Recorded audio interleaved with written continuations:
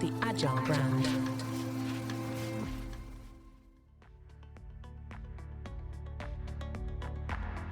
Welcome, everybody. This is Paul Foley, and you're listening to Bulk Exchanges, where we explore the human stories behind heavy civil construction and technology.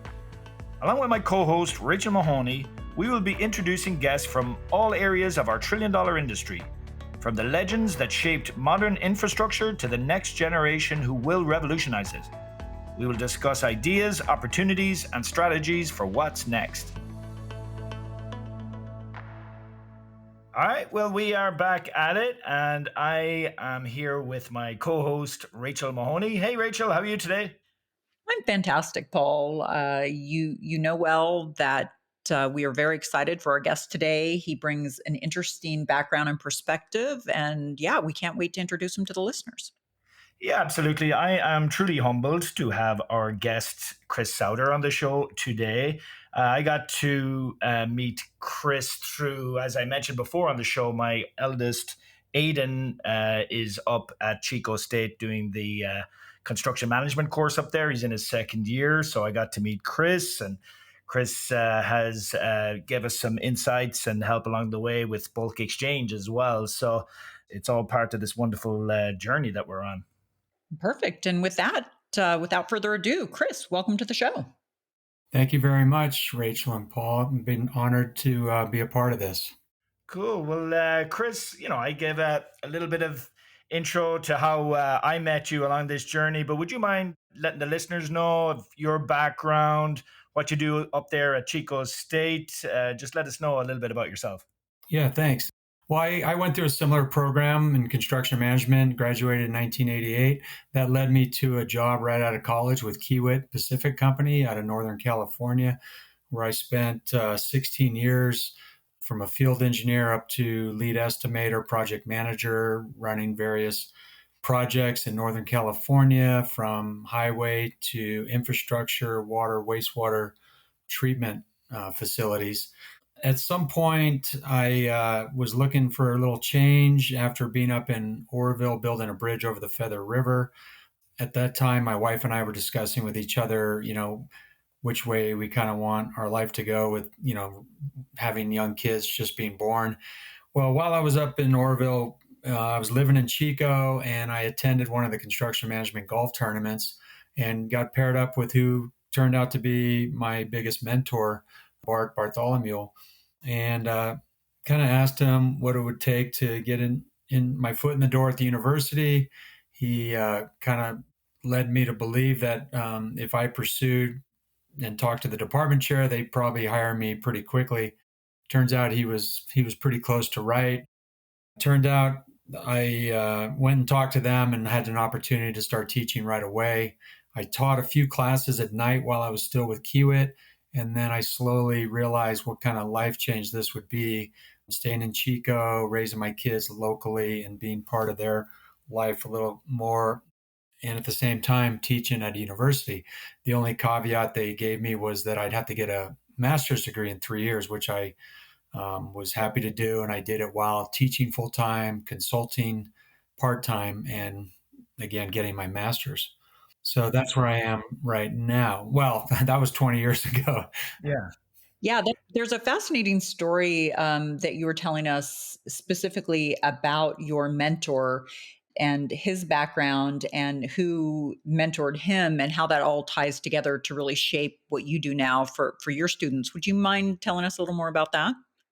Yeah. So once I took the job with Chico State, I became friends with Bart, and we'd have lunch.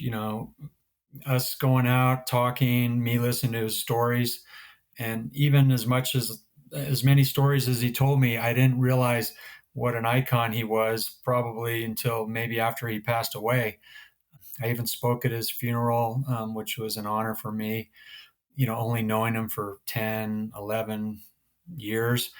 But he played a big part in me going to Chico and starting my academic career.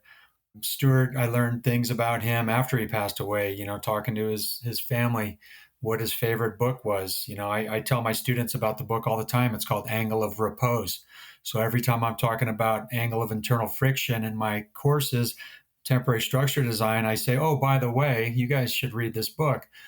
So little things like that about Stuart. When I wrote my textbook in 2014, I actually dedicated in the front of my book the book to Bart, and that was an honor for me to be able to do that. Unfortunately, he didn't get to see it, but I did bring a copy to his family. So that was it was really cool. So later, more recently, I through Dave Woods, the director of executive director of the Beavers, who I'm very involved with, had mentioned a book written about Harvey Slocum, the greatest dam builder, is what they called him. And he gave me a copy of the book, and somehow Dave was able to connect me with the author, Casey Gaunt, and we had exchange of emails. He sent me some more copies of his book. Since then, I've shared copies of the book with others. But something really that fascinated me about this book is it was later in the book, as Harvey began to build in the 1940s, 50s, 60s. That's when he started to mentor Bart. Bart was a graduate of Berkeley, top of his class, really smart gentleman. And here his mentor was a person who only had an eighth grade education and then went on to be one of the best and known dam builders in the world. Yeah, there's something really interesting in that story that you were telling us about the fact that you had two people who were so critical to this industry, and in particular the biggest and most impressive projects in our country, and one of them had an eighth grade education and the other went to one of the finest academic institutions in the country, but ultimately they both had tremendous impact. And you're mimicking a lot of both sides of that in not only how you teach now, but also how you're reaching out beyond your own university program into some other, trade programs, so that you're reaching folks that may want to take a whole variety of paths. Would you elaborate a little bit on the importance of that and why you choose to have that outreach? Yeah, I wish I could say I planned my whole life, but teaching was not in the plan. Just like being invited 4 times a year to go to Las Vegas Carpenters Union and to be able to train the future superintendents in our industry. I think most people in the industry know that we're the tradesmen's and women are reducing, and we're having to work extra hard to try to figure out how to entice our young future carpenters, laborers, operating engineers, etc., men and women, to come to this industry and try to tell them that it is a young person, how admirable the work we do is, how fulfilling and how lucrative it can be as well. And so here we have the trade side that we are, I think, probably suffering more in the country of trying to backfill all the retirements of the people that have been doing it for years. And then on the education side, ever since I've been at Chico, we in our studies, we probably only full or backfill 1/3 of the need of project engineers and office engineers that do all the estimating and field engineering work. So on both sides, we're at a deficit right out of the gate, you know? And would you feel like is it some of the the messaging and the branding that's needed? Because it's a just scrolling through your site there at CSU, like some of the fast facts of 95% job placement rate, $85,000 average starting salary. It's a great profession to get in on. Do you think is it because we at Bulk Exchange, this is what we're leaning towards as well, is how we can get the messaging out to these young folks to show them how rewarding of an industry it is to get into. And and I loved some of the icons there that were mentors of yours, to aspire to look up to folks like that. Because just me on a personal level, I totally geek out on any of those large dam or infrastructure projects or tunnels or canals. So I love that you mentioned the icons, but what would you say we could all do better to rebrand the industry to try and pull in more of the younger folks? Yeah, well, one thing we've done at Chico just last year, our faculty, we've really upped our recruiting. And what we found, we've always known this. If you go to a young high school student and you talk about construction and they go home and they tell their parents, hey, I want to go into construction, you see the parents' face cringe, like, oh my God, my son's going to be a ditch digger, or even a, they don't understand our industry. And so that's the one barrier we've been fighting for years and decades. And I've only been fighting it for the last, 2, 3 decades. Imagine, our predecessors. And anyways, trying to encourage young people that construction is a very valuable industry. So the parent, convincing the parents is huge. So when we go down, and I can't take credit for this, we've got faculty members at Chico that have been putting a lot of extra effort into going to junior colleges and high schools and explaining to them what we actually do. Hmm. Now, I see it more on that academic side. And even though I train down at the Carpenter facility, I don't take credit for bringing those carpenters and getting them into the industry on that side. They've somebody else has already done that. They've already been apprentices, they've been journeymen, and now they're foremen and superintendents. But that's the interesting side, is how the unions are going after the younger kids and trying to recruit them. So that's a whole nother side of it that I don't necessarily see as much, because when I interact with these carpenters, they're already seasoned, foremen, like I said. But it has been a stigma on our industry of what we do. And for somebody to proudly say, I'm in construction, that's what we are trying to show them that they would be able to do if they just joined our industry. Absolutely. And for me, it's just, even just the emphasis on job security. There are so many people in college courses right now related to finance or even technology or biotech that, quite frankly, AI is going to replace a lot of their, a lot of those types of jobs. But one thing is for sure, AI is not going to replace, the necessity for maintaining and installing these big infrastructure projects that are absolutely necessary for any society to keep functioning, whether it's the fiber optic cables or just keeping the roads paved or pouring the concrete or whatever is needed. So to me, it's not only is it an excellent profession to get into, but it's a safe long term bet too. One of the statistics, and I think we may have gotten this from one of your survey courses or something associated with your program or one of the sister programs, which is that 30% of a student's decision in this industry for who they choose to work for has to do with what kind of technology they have available at that employer. And so I can imagine, as you're trying to, as you said, get that communicated to parents or make aware the different type of opportunities in this industry, you need to be able to communicate what it means that you're not necessarily just going to be out there doing the manual labor aspect of the industry. And some of that comes through focus on engineering or technology and the different type of skill sets that your students are being taught and come equipped with Right. when they come out of the program. Would you just explain how some of that works and where you see this going? Yeah, it's when you just towards the end of your question there, it made me think of when I'm talking to a student. And a lot of times it's a student that's considering changing into our major. So I'm trying to explain to them. This is the time where I get to explain right in my own office to somebody that's a non construction management major what's so great about our industry and about construction management. And I always refer to the number of hats we get to wear in our industry. Whether it's a lawyer hat, an engineer hat, an architect hat, a resource management hat, a babysitter hat. I mean, I go on and on about, we get to learn. And if you look at our curriculum from, intro to construction to materials to reading plans and specs, and then getting into the upper management courses, which are estimating, scheduling, cost control, and then getting into the specialty courses, which is like MEP, mechanical design, those things. I mean, if you just look at the curriculum, you could count, 5 to 10 different hats that these students are wearing.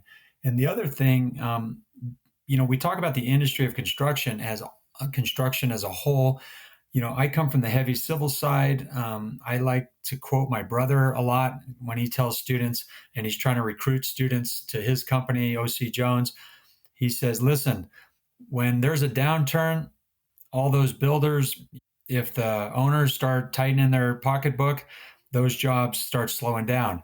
If you're building infrastructure, the slowdowns are more subtle because the money that's been approved for those projects is typically money that's been approved for years in advance. So when you see a downturn, you see on the heavy civil side, it's a little more smooth, not as abrupt, which is always a good thing. Let's get a little bit off topic, but No, no, you're actually well on point because we see that right now with the money being pumped in with the Infrastructure Act, and I'd also like to add to what you're saying there, Chris. Not only is there that massive spectrum within the industry of all the different hats, like you mentioned, but there's the option you can stay working with a large company, small to medium, or you can go out on your own and get your own contractor's license and be completely independent and make your own choices. So that's another aspect of all of this that is so there's so much independence and freedom involved with what direction you might go as well.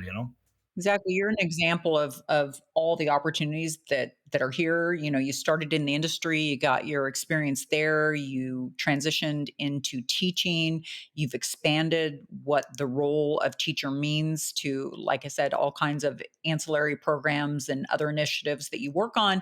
And you've literally written the book about it. Or written the book about it. So will you tell us a little bit about your book and why you felt that was important to get out as well? yeah, well, Bart, when he came to Chico years before me, he created three courses there on his own: construction law, temporary structures, design, and then heavy estimating. So those programs or those classes stand strong today. I've been fortunate to be teaching two out of three of those. And when I took over temporary structures from Bruce Yoakum, who took over for Bart, who was also an excellent professor, I started seeing a need for some sort of literature that supported what we're teaching. And aside from the Rattay book, which is an awesome book, I just felt that there was a lacking piece of the types of temporary structures, and which Rattay does an awesome job doing, but then simple designs of those structures and how the student can maybe relate to it a little more by crunching some numbers and seeing how to size the members, how to space the members, etc. So then I put in for sabbatical back in 2013, and with the goal to write this book, and I did just that. Came out in 2014. I'm currently using it in my class, and last count, it was being used in somewhere between 5 and 7 universities, both in California and across the United States. So, not a ton of use, but small bits and pieces of other universities using my book. No, I take you back on that. I think anybody who writes a book that's so important to the industry needs to be commended on that. And I just know it from some of the, like I said before, some of the amazing projects that I'm in awe and marvel at. Whether it's the dams or the tunnels, but even on a much more micro scale, the types of excavations or basement type projects that we've worked on. We worked a 50-foot deep basement in Palo Alto, and then I've worked on projects where we've had to lift up the house and move it out of the way so we can grade underneath. So all of that relates to everything that you got into there. I think it's fascinating. When I was with Kiewit, I don't recall being on a job that 20 to 30 to 40% of the job was not a temporary structures. 20 to 30% of the costs were building temporary structures. Wow. And so with the type of work that I was doing, that's the total cost of the job. Probably 80% of my job was dealing with some sort of temporary structures, whether it was shoring, sheet piling, soldier beam and lagging, always form work, usually some false work. And then in other cases, supporting existing structures while you demo and rebuild underneath, like Paul, you referenced. Yeah, yeah. To some of our listeners who may not be so familiar with heavy civil construction, yeah, could you elaborate a bit more? It'd be perhaps a deep basement or holding up a structure while you'd be excavating underneath, or could you elaborate a bit more? Yeah, well, I'll tell you, the In my 16 years with Kiewit, I was on two losing jobs, and I will say, and I tell my students this: it's not fun to be on a losing job, but you will learn more on a losing job than you'll learn on the best jobs ever, Yeah, typically. absolutely. And Yeah. the first one that comes to mind is after the 89 earthquake. Shortly after that, when we started rebuilding the infrastructure, both I was on a job in Oakland rebuilding those bridges, but before that I was over next to Silver Avenue by Candlestick Park in San Francisco, where the highway splits off 101 and goes to 280 or downtown. It's a double decker freeway. We basically held that freeway up, both decks, while we knocked the columns down and then rebuilt the columns and the beams with reinforced concrete.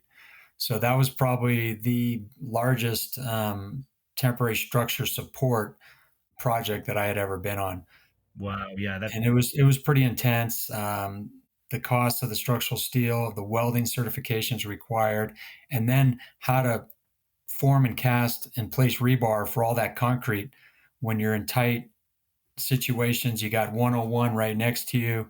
You're dealing with two decks of freeway. Oh, and to top things off, Caltrans decided to put a lane on the upper deck as a change order during the Whoa. project. So here we bid the job thinking we were going to have both decks to ourselves, and then they stuck a one lane of traffic on the upper deck, which meant we could not access that, or it reduced the access considerably.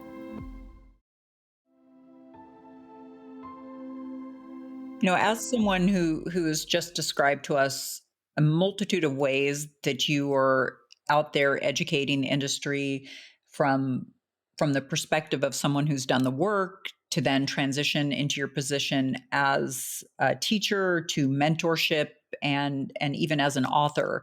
We talked earlier about how we recruit young students into considering heavy civil as a career, and then I think the second part of this that we often hear is it's great if you can get young folks into the program, but it's just as important how they're shaped specifically, and then how and what skills they graduate with that they bring, to their supply, or excuse me, their employers.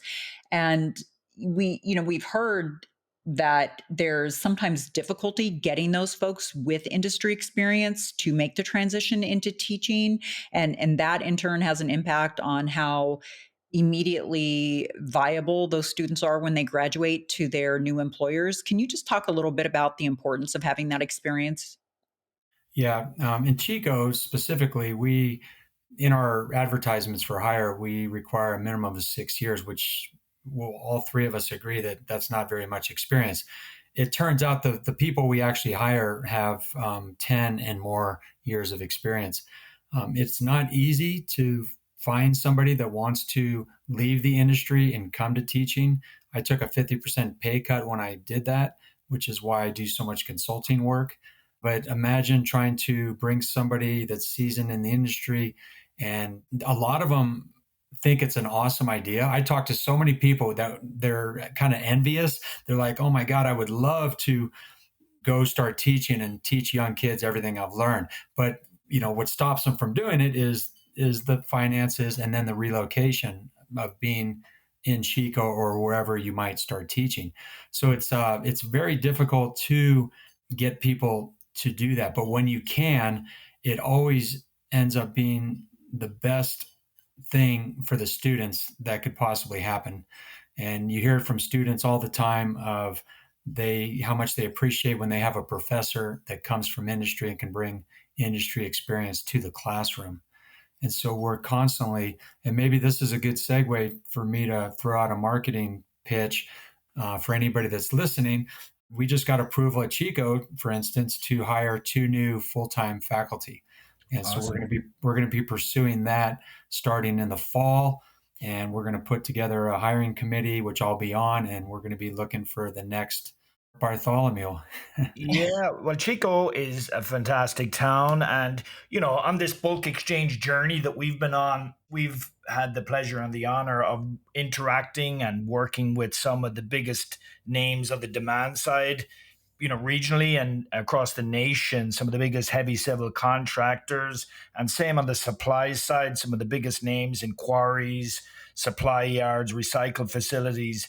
and almost all of them just look to Chico State in the highest regard because of the quality and standard of students that you guys put out through your construction management course and the CIM, the concrete industry management course up there. So I'd say kudos and commend you guys for that, because the proof is in the pudding. Some of the biggest names out there stand by that. Yeah, and we're happy to get the word out, because obviously the more folks that are willing to go out and teach, the more students that can be brought in those programs, and this industry needs it. There's a significant labor shortage here, so the more talent that we can get in from the top of the funnel all the way down, the better it's going to be for everyone. And so, speaking of that, just to kind of wrap it up with something you said, professor and teachers, Paul and I understand that you have a special nickname, and that brings us to a question that we like to ask every guest. And so, would you mind telling our listeners what that nickname is and how it relates to grit? Yeah, well, it came up when you mentioned grit and how you feel it's important for somebody in our industry that's going to succeed has grit. And the first thing that came to mind was one of my I have to say one of my, because I had many and I can't really tell you what they all were. Um, Nicknames were, when I was with Kiewit, was Little General, and so nicknames kind of first they're talked about behind your back, and then slowly they become reality, and you find out what your nickname is. And I didn't take offense to that one, but when I look back, I think people saw a little grit in me, and I was a little rough around the edges. I got to say, even with Kiewit coming out of college, I thought I knew everything, and on my first job in Woodland, I found out real quick that I didn't. So I think once I realized I didn't know everything, then I was able to take the next step and really build on my character, and build on how do you get respect in this industry when you're young and coming out of college. So I was playing between not being too rough around the edges, yet getting stuff done and getting respect. Even when I started teaching, reading my student evaluations more early on than now, I'd get some comments here and there that, Souter's a little tough. And, I thought that was important, and I didn't mind seeing that, because most of my evaluations were positive, and I took this one as a positive too, because we're trying to shape the young people to be successful in an industry that's not that easy.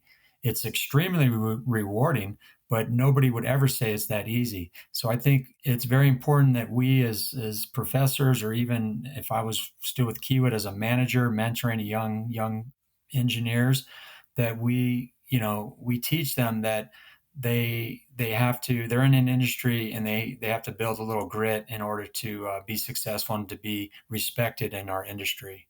Yeah, well said, and not just in the industry, but in society as a whole. So, good for you guys. Doing what you do there to put those students out there, which the rest of us benefit from. So, Talking about grit, I mean, going back to Bart and Harvey Slocum, mhm. back when they were building the Bikram Dam in India, they were approached to go build the next big dam in Egypt, and they were trying to be, they were basically being recruited. And Harvey Slocum was reportedly said, "I don't know how you're going to build that dam. There are only two people in the world that can build it, Bart Bartholomew and me, and we are both too busy." So, I Wow. mean, how much grit is in that statement, would you say? Oh my God. Yeah, yeah. Those guys, yeah, and I'm so glad on this episode that you shone the light on those icons of the industry, some of the biggest dams and canals and infrastructure projects in the world are tied to those individuals that they were mentors of yours. So I'm so glad that you got to pay homage to those guys on the episode today, Chris. Well, they deserve it, so I'm glad I could. Well, it's a full circle grit moment from what they brought to help shape your story, and then how you in turn are using that for the next generation. It's been such an honor to have you on this episode of Bulk Exchanges, and we'll provide more information about how to learn more about you, your book, and the program there at Chico State. Great. Thank you very much. Thank you very much, Chris. On behalf of myself and Rachel, we want to thank our guests and listeners for joining us on another episode of Bulk Exchanges, where industry meets infrastructure and shapes great conversations. Please remember to like, share, and subscribe wherever you get your podcasts, and also find us at bulkexchange.com and on socials at Bulk Exchange. And remember, until next time, keep building, listening, and learning.